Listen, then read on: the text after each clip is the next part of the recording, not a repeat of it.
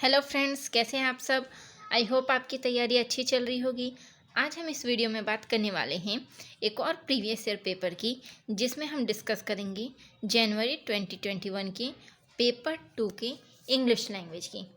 ठीक है, तो आइए बिना टाइम वेस्ट किए वीडियो को शुरू करते हैं।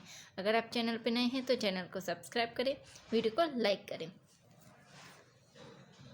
पार्ट 4 लैंग्वेज फर्स्ट क्या है, इंग्लिश है। यहाँ पे हम 91 से 120 तक के क्वेश्चंस इंग्लिश से डिस्कस करेंगे। तो टोटल 30 क्वेश्चंस है। हमें पता है कि लैंग्वेज के पेपर में 2 पैसेजेस आते हैं। तो हमारे यहाँ पे फर्स्ट पैसेज है जो कि 91 से 99 तक के क्वेश्चंस इसी पैसेज से रिलेटेड रहने वाले हैं।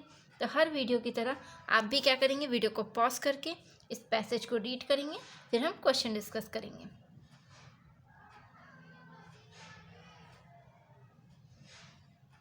आपको यहाँ से यहाँ तक पहले रीड करना है। इसके बाद आप इसका सेकंड हाफ रीड करेंगे। और रीड करना बहुत इम्पोर्टेंट है।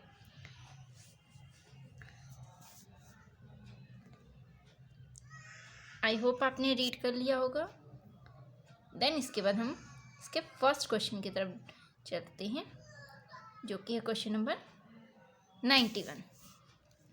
Thought affect us whenever. First है जॉब इज अफेक्टेड, सेकंड है लर्निंग इज डिस्टर्ब्ड, थर्ड है लर्निंग इज अफेक्टेड, या फोर्थ है प्राइड इज हर्ट। तो थॉट जो हमारे विचार अफेक्ट अस, कब हमें विचार प्रभावित करते हैं, जब हमारी जॉब प्रभावित होती है, या स्लीप डिस्टर्ब मतलब जो हमारा सोना है वो डिस्टर्ब होता है, या लर्निंग सीखना अफेक्ट होता है, या प्राइड इज हर्ट हमारा गर्व हर्ट होता है। ठीक है, तो इसका जो करेक्ट आंसर हो जाएगा वो भी हमें पैसेज के अकॉर्डिंग बताना है। ऐसा नहीं कि हम अपनी या अपनी विचारों के आधार पर इसके आंसर दें। तो पैसेज के जब भी आप आंसर देंगे तो पैसेज के अकॉर्डिंग देंगे, अपनी जनरल थॉट्स पे नहीं देना है। तो इसका जो करेक्ट आंसर हो जाएगा वो हो जाएगा option number 4, thought affect us whenever pride is hurt. Option number 4 correct हो जाएगा। नेक्स्ट क्वेश्चन है question number 92। Read the following statement. First, our reading decides the filter in our mind. या second है the filter in our mind controls our likes but not dislikes. तो ये 2 statements दिए गए हैं। हमें बताना है कि पैसेज के अकॉर्डिंग दोनों करेक्ट है या कोई एक करेक्ट है या दोनों ही इनकरेक्ट है। तो ऑप्शन फर्स्ट है both A and B are correct, या both A and B are incorrect. Third है A is correct but B is incorrect, and fourth है A is incorrect and B is correct. तो passage के according दोनों ही statement क्या है, third option correct हो जाएगा। ए क्या है, करेक्ट है, लेकिन बी इनकरेक्ट है।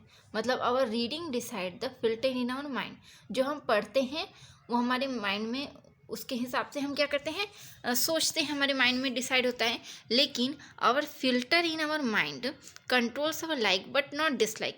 हमारे जो माइंड का जो फिल्टर है वो अपने हमारे लाइक्स को कंट्रोल करता है पर डिसलाइक को कंट्रोल नहीं करता है। तो ये जो स्टेटमेंट है वो गलत है, और फर्स्ट वाला स्टेटमेंट क्या है, करेक्ट है। तो ऑप्शन नंबर 3 हमारा करेक्ट हो जाएगा। ए करेक्ट है और बी इनकरेक्ट है। नेक्स्ट क्वेश्चन देखते हैं 93। Which of the following statement is incorrect. First गलत वाला हमें बताना है। ठीक है, फर्स्ट है each one of us has an inborn filter in our mind. ठीक है, सेकंड है we like to be respected when we go somewhere. Third है the filter in our mind influences our action, या fourth है our thoughts do not remain stuck at one point. तो हमें बताना है कि कौन सा स्टेटमेंट क्या है, गलत है। तो क्या हो जाएगा इसका करेक्ट आंसर, फर्स्ट वाला each one of us has an inborn filter in our mind. यह स्टेटमेंट गलत है और बाकी स्टेटमेंट क्या है, करेक्ट है। नेक्स्ट क्वेश्चन देखते हैं question number 94। Which part of speech is the underline word in the following expression. But we get affected, क्या ये वर्ब है, क्या एडजेक्टिव है, एडवर्ब है या पार्टिकल है? तो जो वर्ड अफेक्टेड है वो क्या हो जाएगा, हमारा वर्ब है। वी गेट अफेक्टेड, ये क्या है, एक वर्ब है, अफेक्टेड वर्ब है। नेक्स्ट क्वेश्चन है क्वेश्चन नंबर 95।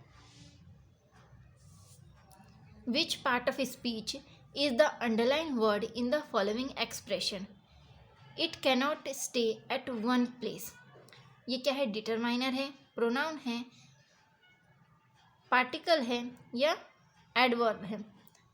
तो यहाँ पे जो वन है वो क्या हो जाएगा, हमारा determiner. Option number first correct हो जाएगा।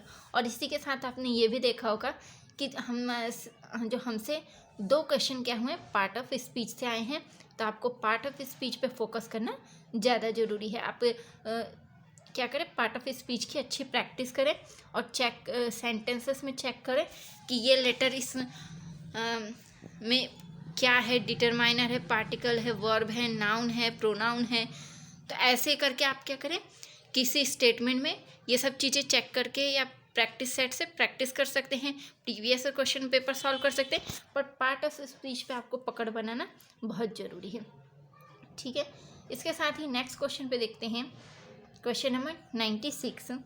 As if in ceaseless activity the word ceaseless means permanent, continuous, temporary या फ्लॉलेस। यहाँ पे चीजलेस क्या है का मतलब क्या है, तो चीजलेस का मतलब हो जाएगा कंटिन्यूस। ऑप्शन नंबर सेकंड क्या हो जाएगा, करेक्ट हो जाएगा। नेक्स्ट क्वेश्चन है question number 97। Creates a tornado of restlessness the word tornado here means. यहाँ पे जो वर्ड है इसमें टोर्नेडो क्या है, क्या ये वाटरफॉल है, कन्फ्यूज़न है, स्टॉर्म है या मिक्सचर है? तो इस सेंटेंस में टोर्नेडो का क्या मीनिंग है, third, storm. Option number third correct हो जाएगा। नेक्स्ट क्वेश्चन है question number 98। Thoughts are compared to first comments, judgments, association या क्लाउड्स। तो थॉट्स का कंपैरिजन किससे किया गया है, तो हो जाएगा क्या, क्लाउड से। ऑप्शन नंबर फोर्थ करेक्ट हो जाएगा। नेक्स्ट क्वेश्चन है question number 99। The process of thinking continues from day to day, week to week, morning to night या फिर ईयर टू ईयर। तो process of thinking continues from morning to night, सुबह से रात तक हमारी प्रोसेस ऑफ थिंकिंग चलती रहती है। तो ऑप्शन नंबर क्या हो जाएगा, थर्ड करेक्ट हो जाएगा। नेक्स्ट क्वेश्चन है क्वेश्चन नंबर 100। लेकिन 100 को सॉल्व करने से पहले हमें क्या पढ़ना पड़ेगा, एक एक्सट्रैक्ट पढ़ना पड़ेगा। तो जो क्वेश्चन नंबर 100 से 105 तक के हैं वो इसी एक्सट्रैक्ट से आने वाले हैं, तो आपको ये एक्सट्रैक्ट जरूर पढ़ना है। एक पोयम दिया गया है हमें, छोटा सा पोयम है, इसकी पहले आप 2 स्टैंजास पढ़ेंगे वीडियो को पॉज कर करके, और इसके स्किप नहीं करेंगे। बहुत आदत होती है, मतलब कि हम क्या करते हैं कि क्वेश्चन पे चले जाते हैं और उसके बाद क्वेश्चन में जो वर्ड आता है उसे फिर आकर के पोयम या पैसेज में ढूंढते हैं कि वो वर्ड कहाँ पे है, और हम उससे फिर आगे पीछे आंसर्स ढूंढने की कोशिश करते हैं। तो ये बहुत टाइम वेस्टिंग है, क्योंकि उससे होता कुछ नहीं, क्योंकि बात हमेशा मीनिंग की जाती है। तो पहले आप क्या करें, पैसेज पढ़ें, उससे एक मीनिंग निकालें, ठीक है, फिर उसके बाद आप पैसेज क्वेश्चन सॉल्व करेंगे, तो इससे आप इजीली सॉल्व करेंगे। आई होप आपने पैसेज पॉज करके ये पढ़ लिया होगा, सॉरी पोयम पढ़ लिया होगा। फिर हम नेक्स्ट स्टैंजा देखते हैं। अब हमें थर्ड और फोर्थ स्टैंजा पढ़ना है पॉज करके।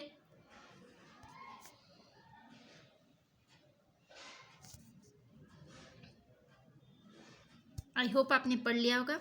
अब हम क्वेश्चन देखते हैं। Question number 100। The poets life today is like dash season. यहाँ पे पोएट की जो लाइफ है प्रेजेंट में टुडे क्या है, क्या ये स्प्रिंग सीजन की तरह है, ऑटम सीजन की तरह है, या विंटर या समर की तरह है? तो हमें अगर हम पोएम ढंग से पढ़ेंगे और उसके कंपैरिजन करेंगे तो हमें पता चलेगा कि पोएट की life today is like a winter season. Option number 3 correct हो जाएगा। नेक्स्ट क्वेश्चन है question number 101। In this season the branches have dash leaves. First है फ्यू, सेकंड है नो। तो इसका जो करेक्ट ऑप्शन होगा, क्या ओनली फर्स्ट करेक्ट है या ओनली सेकंड करेक्ट है या आइदर फर्स्ट और सेकंड, मतलब या तो फर्स्ट सही है या तो सेकंड सही है, या फिर नाइदर फर्स्ट नॉर सेकंड, ना तो पहला सही है ना तो दूसरा सही है। तो in this season the branches have, few भी आ सकता है और नो भी आ सकता है, कुछ हो भी सकता है और कुछ नहीं भी हो सकता है। ठीक है, तो ऑप्शन नंबर 3 क्या हो सकता है, हो जाएगा, करेक्ट हो जाएगा। ऑप्शन नंबर 3 इसका करेक्ट ऑप्शन है। नेक्स्ट क्वेश्चन है क्वेश्चन नंबर 102। आई होप आपको वीडियो पसंद आ रही होगी और आपने वीडियो को लाइक कर दिया होगा। चलिए बैठते हैं नेक्स्ट क्वेश्चन की तरफ। Question number 102। What did the branches of the tree enjoy earlier. Options देखते हैं। ए रेन्ड ग्रुप ऑफ सिंगर्स, सेकेंड है sweet songs of birds, third है ब्राइट लाइट ऑफ सन, या फोर्थ है डार्कनेस आफ्टर द सनसेट। तो branches of tree enjoys earlier, मतलब जो tree की ब्रांचेस है उन्होंने पहले में क्या इंजॉय किया हुआ है। तो इसका जो करेक्ट ऑप्शन हो जाएगा sweet song of birds. Birds क्या आती हैं, ब्रांचेस पे आके बैठती हैं और स्वीट सॉन्ग गाती हैं, ये ट्री ने अनुभव किया है, इंजॉय किया है। तो सेकंड ऑप्शन करेक्ट हो जाएगा। नेक्स्ट क्वेश्चन है what does the death's second self stand for. Death's second self किसके लिए बताया गया है। Sleep that gives rest, a dying fire, या third ashes of one's youth, या सेटिंग सन। तो डेथ्स सेकंड सेल्फ इसका जो किसके लिए बताया गया है, option number first sleep that gives rest. तो ऑप्शन नंबर फर्स्ट क्या हो जाएगा, इसका करेक्ट हो जाएगा। नेक्स्ट क्वेश्चन है क्वेश्चन नंबर 104। अगेन एक इम्पॉर्टेंट टॉपिक आया है। अभी हमने फिगर ऑफ स्पीच की बात की थी कि उसको पढ़ना बहुत ज़रूरी है, और यहाँ पे हम बात करेंगे, हमने पार्ट ऑफ स्पीच की बात की थी पहले, उससे 2 क्वेश्चन हमने देखे थे कि उसे पढ़ना बहुत ज़रूरी है। उसी की तरह एक और इम्पॉर्टेंट टॉपिक आ गया है जो कि है फिगर ऑफ स्पीच। ठीक है, कुछ फिगर ऑफ स्पीच जो कि सिमिलीज, मेटाफोर, पर्सोनिफिकेशन, एलिट्रेशन, ये सब क्या होते हैं, हर पैसेज में देखने को मिलते हैं। तो आप एक काम करेंगे, इनकी डेफिनेशन पढ़ लेंगे, अगर नहीं पढ़ी आपने तो वो पढ़ेंगे, उससे रिलेटेड 1-2 एग्जांपल्स भी देखेंगे तो आपको अच्छे से क्लियर हो जाएगा, क्योंकि इससे क्वेश्चन भी 2 हर पेपर में आपको देखने को मिलेंगे। तो अब नेक्स्ट क्वेश्चन देखते हैं 104। That on the ashes of his youth doth lie, which figure of speech have been used in the underlined phrase। ashes of his youth, इसमें कौन सी फिगर ऑफ स्पीच का यूज़ हुआ है, क्या सिमिलीज है, metaphor है, पर्सोनिफिकेशन है, या एलिट्रेशन है। तो यहाँ पे कौन सी फिगर ऑफ स्पीच का यूज़ हुआ है, मेटाफोर का। ऑप्शन नंबर सेकंड करेक्ट हो जाएगा। नेक्स्ट क्वेश्चन है question number 105। The theme of the poem is, इस पोएम की थीम क्या है। The idea of death, second the changes off season, या थर्ड है लव, या फोर्थ है सॉन्ग्स ऑफ बर्ड्स। तो इस पोएम की जो थीम है वो क्या है, the idea of death. Option number first क्या हो जाएगा, करेक्ट हो जाएगा। नेक्स्ट क्वेश्चन है 106।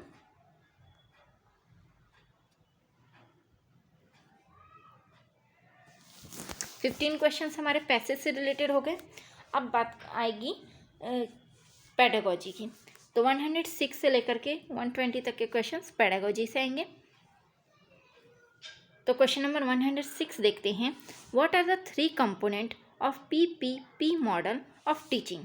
ठीक है, क्या ये प्रेजेंट, प्रैक्टिस, प्रोड्यूस है, या प्रोडक्ट, प्रैक्टिस, ये प्रेजेंट है, या फिर third pre teaching, practice teaching और प्रोड्यूस रिजल्ट है, या फोर्थ है pre conception, practice by teacher, या पोस्ट कॉन्सेप्शन है। तो यहाँ पे पीपीवी मॉडल क्या है, तो ये है प्रेजेंट, प्रैक्टिस एंड प्रोड्यूस। आप ऐसे भी याद रखेंगे कि पीपी में कौन सी 3 पी की बात हो रही है, तो प्रेजेंट, प्रैक्टिस, प्रोड्यूस की बात हो रही है। ठीक है, ये भी one of the important question है। नेक्स्ट क्वेश्चन है question number 107। A teacher of class 8th discussed determiners in her classroom through a short text in which determiners occurs many times and the learners were made to notice them in use. This was followed by learners using the same in their own language for particular purpose. Teacher then brought to the notice of the learners the use of determiners in context. What strategy did the teacher employ in her classroom? ठीक है, teacher ने क्या किया, determiner पढ़ाने के लिए एक strategy का यूज़ किया है और कुछ कंडीशंस हमें बताई गई हैं कि किस तरह के उन्होंने पढ़ाने की कोशिश की है। हमें बताना है कि वो स्ट्रेटजी क्या है, क्या वो स्ट्रक्चर टीचिंग है, कॉन्शियसनेस राइजिंग है, या थर्ड है टास्क बेस्ड लैंग्वेज टीचिंग है, या फोर्थ है कम्युनिकेशनल लैंग्वेज टीचिंग है। तो यहाँ पे किस स्ट्रेटेजी की बात हो रही है, कॉन्शियसनेस राइजिंग स्ट्रेटेजी की बात हो रही है। ऑप्शन नंबर सेकंड क्या हो जाएगा, करेक्ट हो जाएगा। नेक्स्ट क्वेश्चन है question number 108। A teacher found some of the aspects of language learning, example reading and understanding a text on scientific concepts. She decided to pick students who find it difficult on the particular aspects. She took separate session for them to support them read and understand such text. What is she trying to do here? देखिए, एक teacher ने language learning के लिए कुछ reading और उसके understanding scientific concept एक text रखा। ठीक है, तो उन्होंने कुछ ऐसे स्टूडेंट्स को क्या किया, पिक किया जिनको उसे पढ़ने में और समझने में क्या हो रही थी, दिक्कत आ रही थी। तो उन्होंने उन बच्चे को क्या कर दिया, अलग करके सेपरेट सेशन किया ताकि वो उनकी जो रीडिंग और अंडरस्टैंडिंग में क्या करे, सपोर्ट कर सके। ठीक है, इतनी बात हुई। अब पूछा जा रहा है कि टीचर क्या करने की कोशिश कर रहे हैं यहाँ पे, क्या वो रेमेडियल टीचिंग की कोशिश कर रहे हैं, हायर ऑर्डर स्किल डेवलप करने की कोशिश कर रहे हैं, थिंकिंग स्किल की, या फीडबैक टीचिंग की। तो यहाँ पे कौन सी इसकी बात हो रही है, रेमेडियल टीचिंग की। देखिए, रेमेडियल टीचिंग वही होती है जब हम किसी बच्चे को कुछ पढ़ाते हैं और उन्हें क्या आ रही है, डिफ़िकल्टी आ रही है, तो हम उन्हें वो डिफ़िकल्टी से मतलब उन्हें कहाँ डिफ़िकल्टी आ रही है उसमें से क्या करते हैं, उन्हें सुधार करने की कोशिश करते हैं। ठीक है, तो अभी ये टीचर ने क्या किया कि जिन बच्चे को डिफ़िकल्टी आ रही थी उनके लिए एक सेपरेट सेशन ऑर्गेनाइज़ किया ताकि वो डिफ़िकल्टी दूर की जा सके। तो ये काम होता है रेमेडियल टीचिंग का। आई होप आप रेमेडियल टीचिंग समझ गए होंगे। ठीक है, और जो टेस्ट या मेथड हम रेमेडियल टीचिंग किन्हें ज़रूरत है वो पता करने के लिए हम क्या यूज़ करते हैं, डायग्नोस्टिक टेस्ट। ठीक है, ये डायग्नोस्टिक टीचिंग, तो पता लगाने के लिए डायग्नोस्टिक, और जब हम उसको क्योर करना चाहते हैं, हेल्प करना चाहते हैं, तो उस समय हम रेमेडियल टीचिंग की बात करते हैं। नेक्स्ट क्वेश्चन देखते हैं, इसका फिलहाल ऑप्शन नंबर फर्स्ट करेक्ट हो जाएगा। नेक्स्ट क्वेश्चन है question number 109। A teacher wanted her students to learn vocabulary effectively. Which of the following way should she adopt to teach vocabulary in her classroom? एक teacher क्या पढ़ाना चाहती है, vocabulary पढ़ाना चाहती है, तो कौन सा तरीका उन्हें अडॉप्ट करना चाहिए ताकि वो क्लासरूम में वोकेबलरी इफेक्टिवली पढ़ा सकें। फर्स्ट है, ऑप्शंस देखते हैं, right all the new words on the black board and right there meaning in the language of teaching. सारे जो न्यू शब्द हैं उनको ब्लैक बोर्ड पे लिख दें और साथ ही में उसकी मीनिंग भी लिख दें। ठीक है, इसके बाद दूसरा तरीका है, ask her learners to underline the difficult word in the lesson and find their meaning in their language. ठीक है, जो भी डिफ़िकल्ट वर्ड्स आ रहे हैं उनके लेसन में उनको अंडरलाइन करें, फिर वो अपने लैंग्वेज में उनकी मीनिंग लिखें. एक तीसरा तरीका हो सकता है ask them to find the meaning of the words in the dictionary. उन्हें कहें कि इसकी जो मीनिंग है वो आप डिक्शनरी से पता लगाएं. या फिर फोर्थ है ask them to group the words into the meaningful category and use them in the real life purpose. उनसे कहें कि ये जो डिफ़िकल्ट वर्ड्स या वर्ड्स जो हैं उनकी आप एक कैटेगरी बनाएं और फिर उन्हें रियल लाइफ पर्पस में यूज़ करें. ठीक है, तो चारों ही तरीके में से वोकैबुलरी सिखाने के लिए कौन सा तरीका बेस्ट रहने वाला है? तो इनमें से कौन सा तरीका सबसे बेस्ट रहने वाला है? Option number 4. जब भी हम बात क्या करते हैं, रियल लाइफ की बात करते हैं, जो हमने सिखाया हम उसे रियल लाइफ से कनेक्ट कराएं या रियल लाइफ में डेली यूज़ में लाएं, तो वो क्या होता है, हमेशा ही बेस्ट होता है. तो अगर आपको कोई भी ऑप्शन में, तो रियल लाइफ से कनेक्ट करना क्या होता है, हमेशा ही बेस्ट होता है. तो अगर आपको इसके अलावा कहीं भी ऑप्शन में रियल लाइफ से कनेक्ट करने का कोई भी टॉपिक हो तो वो हमेशा ही बेस्ट होगा और हर सब्जेक्ट के लिए बेस्ट होता है. जब भी हम सिखाया हुआ उसे रियल लाइफ से कनेक्ट कराएं वो हमेशा ही बेस्ट होता है. तो इसके लिए भी ये बेस्ट ऑप्शन होगा. तो ऑप्शन नंबर 4 क्या हो जाएगा, इसका करेक्ट हो जाएगा. नेक्स्ट क्वेश्चन है question number 110. A reader gets the hints based on sound symbol correspondence to the decode and comprehend the text. What is this known as? Graphic cues, gramophonic cues, metalinguistic cues या syntactics cue.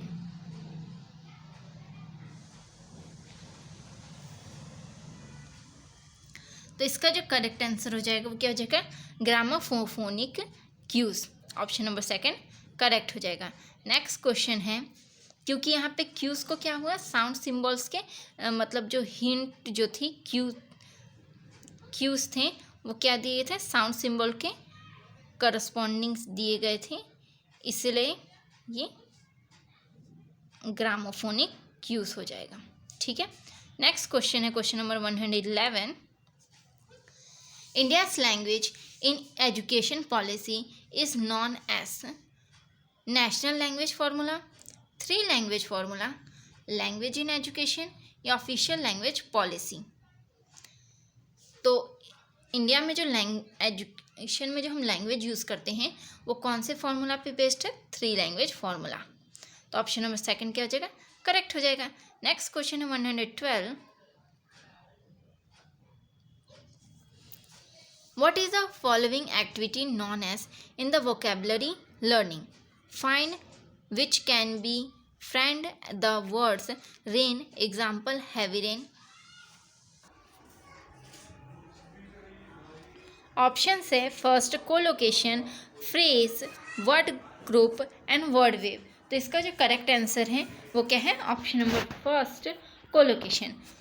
Next question है 113.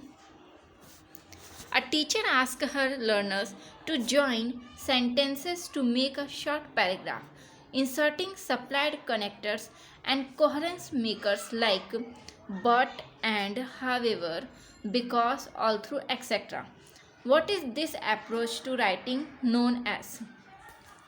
क्या वो control composition कर रही है, controlled to free writing approach है, या free writing approach है, या कम्युनिकेटिव अप्रोच है? तो जब एक टीचर ने क्या किया, एक शॉर्ट पैराग्राफ में कुछ सप्लाइड कनेक्टर्स जोड़ने को कहा, जैसे but, and, however, because, all through, etcetera, इस तरह के. तो ये किस तरीके का अप्रोच है? तो ये क्या है, controlled to free writing approach. Option number 2 क्या हो जाएगा, करेक्ट हो जाएगा. नेक्स्ट क्वेश्चन है question number 114. An assessment done at the end of 6 months of one term is summative assessment, formative assessment, semester assessment या रेमेडियल असेसमेंट। तो ये क्या हो जाएगा, एट द एंड, क्या बोला गया है, एंड में, 6 मंथ्स के एंड में एक टर्म होता है, ठीक है, तो उसको हम क्या कहते हैं, उसे कहते हैं हम समेटिव असेसमेंट। ऐसा असेसमेंट जो एंड की बात करे, ठीक है, कि पढ़ाने के बाद लिया गया, तो ये क्या होता है, समेटिव असेसमेंट। और ऐसा असेसमेंट जो पढ़ाई के दौरान लिया जाए वो क्या होता है, फॉर्मेटिव असेसमेंट, ठीक है। तो इसका जो ऑप्शन हो जाएगा वो क्या हो जाएगा, option number first, summative assessment. Next question है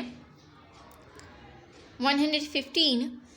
a teacher ask her learners of class 8th to read a novel by an Indian author and ask them to write an essay giving their view on the novel. What is this known as reading activity? ठीक है, एक teacher ने क्या किया, 8th class के बच्चों को novel पढ़ने को बोला इंडियन ऑथर के ऊपर, और उनके ऊपर एक ऐसे लिखने को बोला कि उनकी क्या विचारधारा है इस नॉवल को पढ़ने के बाद। तो इस प्रकार की रीडिंग एक्टिविटी क्या कहलाएगी, क्या ये इंटेंसिव रीडिंग है, एक्सटेंसिव रीडिंग है, रीडिंग फॉर इंफॉर्मेशन है, या स्कैनिंग है। तो ये क्या है, एक्सटेंसिव रीडिंग है, ठीक है। ऑप्शन नंबर सेकंड क्या हो जाएगा, करेक्ट हो जाएगा। 2 प्रकार की रीडिंग के बारे में हम पढ़ते हैं, एक इंटेंसिव या एक extensive. Option number second correct हो जाएगा। इसी में आता है स्कीमिंग, स्कैनिंग। तो ये डिटेल में रीडिंग के ऊपर कुछ पॉइंट्स है जो आपको पता होने चाहिए कि स्कैनिंग क्या होती है, स्कीमिंग क्या होती है, इंटेंसिव रीडिंग क्या होती है और एक्सटेंसिव रीडिंग क्या होती है, ठीक है। ये इंपॉर्टेंट टर्म्स हैं। नेक्स्ट क्वेश्चन है, फिलहाल इसका आंसर सेकंड हो जाएगा। नेक्स्ट क्वेश्चन है 116। A teacher selected a text from a newspaper and dropped every 15th word and asked her learner to supply the missing word. What is the test known as?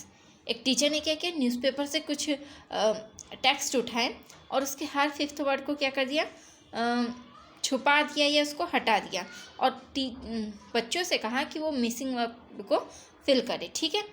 तो वो इस प्रकार का test क्या test है, कौन सा टेस्ट है, क्या ये क्लोज टेस्ट है, फिल इन द ब्लैंक्स है, थर्ड है कंप्लीट द कॉम्प्रिहेंसिव पैराग्राफ, या फोर्थ है राइटिंग टेस्ट है। तो जब हम क्या करते हैं, कोई मिसिंग वर्ड भरने के लिए बोला जाता है, तो ये क्या होता है, cloze test. Second option number first a cloze test है, जिसके कुछ वर्ड्स को हम क्या करते हैं, छुपा देते हैं, तो उस वर्ड को, उस टेस्ट को बोलते हैं cloze test. Option number first correct हो जाएगा। नेक्स्ट क्वेश्चन है 117।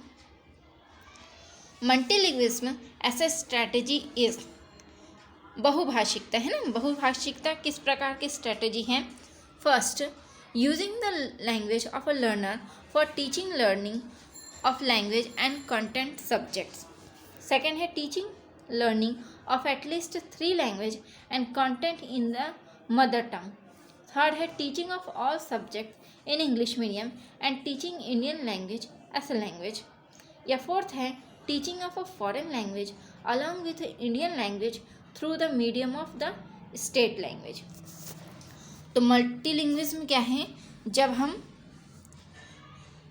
ऑप्शन नंबर फर्स्ट हो जाएगा, using the language of learners for the teaching learning of language and a content subject, ठीक है।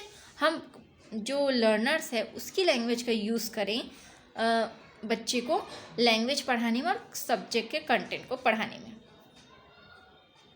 तो ऑप्शन नंबर फर्स्ट करेक्ट हो जाएगा।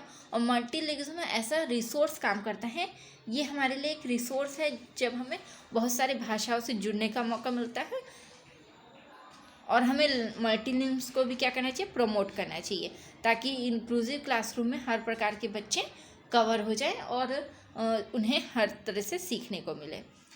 नेक्स्ट क्वेश्चन देखते हैं, question number 118। Denotative meaning of a word is dash. First, factual meaning or a basic meaning. Second, much more than what a word actually means, या figurative meaning, या fourth है grammatical meaning। तो denotative meaning का मतलब क्या होता है, अगर हम किसी वर्ड की denotative meaning की बात कर रहे हैं तो इसका मतलब है हम उसके फैक्चुअल मीनिंग और बेसिक मीनिंग की बात कर रहे हैं। फर्स्ट ऑप्शन क्या हो जाएगा, करेक्ट हो जाएगा। नेक्स्ट क्वेश्चन है question number 118। We acquire dash language by understanding into that is a little beyond our current level of acquired competence. What is this pedagogical concept known as? Output hypothesis, interaction hypothesis, input hypothesis या thinking hypothesis? तो ये कौन से hypothesis की बात हो रही है यहाँ पे, तो input hypothesis। ऑप्शन नंबर 3 क्या हो जाएगा, करेक्ट हो जाएगा। नेक्स्ट क्वेश्चन और लास्ट क्वेश्चन है इंग्लिश का 120। What is the status given to English by the Indian constitution? ये one of the most important question में से एक है कि इंडियन कॉन्स्टिट्यूशन के अकॉर्डिंग इंग्लिश को कौन सी स्टेटस मिली है। क्या ऑफिशियल लैंग्वेज की स्टेटस मिली है, एसोसिएट ऑफिशियल लैंग्वेज की स्टेटस मिली है, नेशनल लैंग्वेज या लिंक लैंग्वेज? तो according to Indian constitution English क्या है, एसोसिएट ऑफिशियल लैंग्वेज। ठीक है, तो ये ऑप्शन नंबर 2 क्या हो जाएगा, करेक्ट हो जाएगा। इसी के साथ ही हमारे इंग्लिश के पूरे 30 क्वेश्चंस कवर हो गए हैं। आई होप आपको वीडियो पसंद आई होगी। आपने वीडियो को लाइक कर दिया होगा, नहीं किया है तो अभी जा कर के करेंगे। चैनल पे नए हैं तो चैनल को सब्सक्राइब करें। अगर आपके कोई फीडबैक है, कमेंट है तो ज़रूर भेजें। हम आपके कमेंट चाहते हैं कि हम आपके कमेंट हमें मिले, हम उसके अकॉर्डिंग सुधार करें। तो थैंक्स फॉर वॉचिंग, मिलते हैं अगली वीडियो में।